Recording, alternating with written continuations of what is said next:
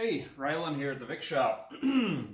Let's take a little bit of time today and talk about adding a bunch of power to your 05 to 07 100-inch 6-speed bike like this 07 Hammer we have here. The owner has said, give it the most power you can, but let's keep it reliable and somewhat affordable. And I said, great, because I've got just the ticket for you. And it starts with this package here. So I want to take a few minutes and talk about what that package is. Any performance modification to this bike is going to require a fuel controller. And the heart of this whole build is the Power Commander. This bike, there are other controllers on the market. Like, for example, this one's got the Lloyd's tuner on it. This little box here. This little thing, all it does is add fuel. And when we do this whole table full of mods, I'm going to want the ability to add and remove fuel and for the best performance. And the way to do that is with the Power Commander 5 in this case, but it's fall winter of 2022, and they're discontinuing the 5 and they're moving on to the 6.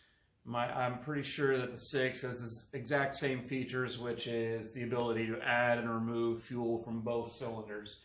I haven't tried the 6. I got some 5s left over. This is getting one of the last ones, but I've looked at some of the files online, and the 6 looks like it's the same dang thing, just instead of a 5, it's a 6 on there. And they made improvements to other bikes, but they kept the Victory the same. And so setting one of these up cannot be done with a generic one-size-fits-most map that you're going to get downloaded online or that I'm going to email you or whatever. It absolutely, positively has to be dyno tuned. There's no way you're going to get a map that works properly. And so you could just stop the video here if you're like, I don't have anyone to dyno tune it, because all these parts are not going to be a dang bit of good unless they're dialed in correctly. And setting up a Power Commander with just 2 basic fuel maps is like dyno tuning 101. It's super simple. It's, you know, what they teach you in the beginning when you start dyno tuning is basic simple controllers like this. And so there's usually what the case is a guy that's got the skills to do a simple tune like this. He's too busy doing more complicated tunes, and it's hard to get him to work on a Victory and do just a simple, you know, tune on this. So this is the most difficult part, is finding someone that's going to be able to dial this in for you, and then the rest is just falls into place, you know. Yeah, I would say the pipes are the first thing on the list, and then we're going to do cams and intake. And also, I've got a reflashed ECM from Lloyd's here. The ECM on these bikes is interchangeable. They're not VIN number tied. And so I send these, I've got some core versions. I send these off to Lloyd's. He reprograms them so they got a higher rev limiter and improved ignition timing. This is the way we improve the ignition timing on this period 3 model years of bike is doing this. So this is another integral part that goes right along with the tuner. So this is for fuel, this is for timing. And these 2 alone will make a huge difference on a bike that doesn't, this stock cams and crappy exhaust. This is a huge, huge improvement. But we have the ability here for a bunch of other stuff. So again, back to the exhaust. In the case of this one, very typical. It had the Victory Stage 1 pipes. The slash ones in this case, and I've got the rear pipe here. So back in the day, you could open up, you get a brand new bike, it's got the stock pea shooter exhaust on there.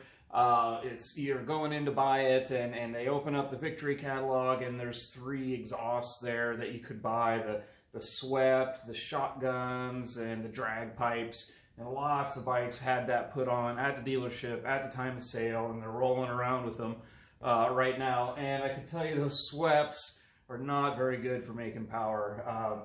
And same with the other Victory catalog pipes. They look nice and they sound good, and you may want to keep them, and that's fine, but they're not really going to make a bunch of power. And then, so that's why we've opted for an aftermarket pipe. In this case, it's the RPW slash pipe. And I always, when a guy says to me, oh, I love that slash pipe look, it's just too bad those Victory pipes don't make more power, then I'm like, oh, here we go. Another slash pipe that actually makes power. This is the RPW slash. RPW is still making Victory specific pipes, even for this older bike. And their version of the slash pipe is going to make significantly more power than the Victory version is. So now we've got the tuner, the ECM reprogram, set of pipes, and then in this case we're going to do an intake and cams. You can't do the cams without doing the intake. You got to cut the stock intake out of there. We don't necessarily have to do aftermarket cams, we are in this case, but I got a set of Lloyd's torque tubes as the intake. These are getting hard to get hold of too, and there are some aftermarket alternatives out there, some of which I haven't tried and some of which I have, and so this is what I recommend if you can get it. Your results may vary if you are forced to buy something else, but you will absolutely need an aftermarket intake. This is the one I prefer if you can swing it. And then the aftermarket cams. So as far as cam choice is concerned, I just like the Andrews 438 cam. It's got the bearing style, it's got the new style, DR style bearing, and this is intended for 106 bikes, stuff that's made from 2009 to 2017.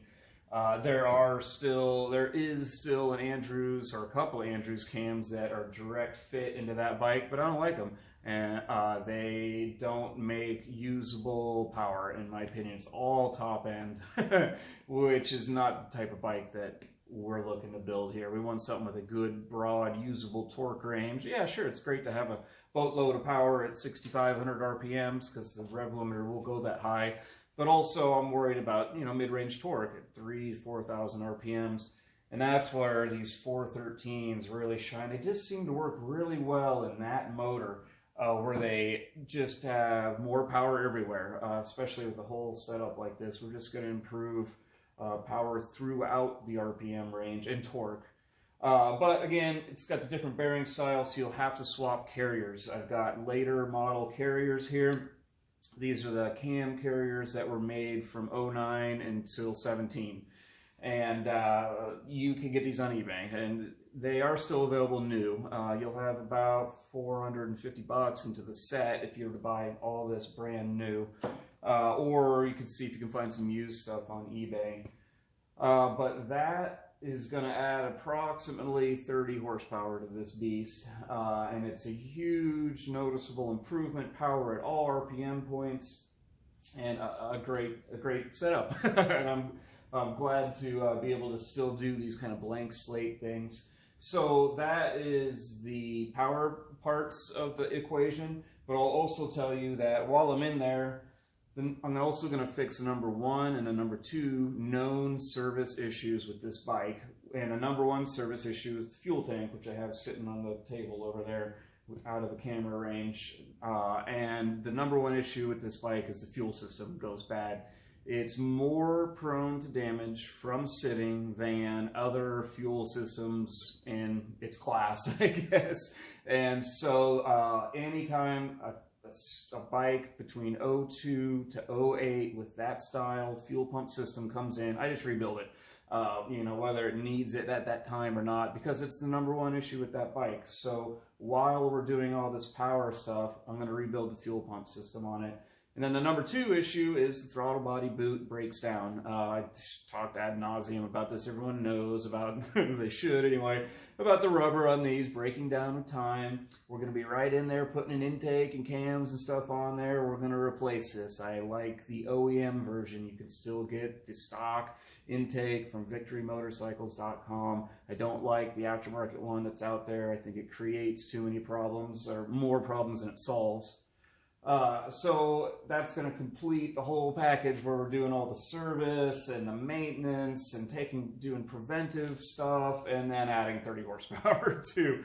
And again, the key being I have a dyno. I have the ability to tune this whole package in when it's all done with this Power Commander. So yeah, I'm gonna dive in, and I think I'll just post a dynograph at the end of this of how it turned out. And good luck. Call me or message me if you got any questions along the way.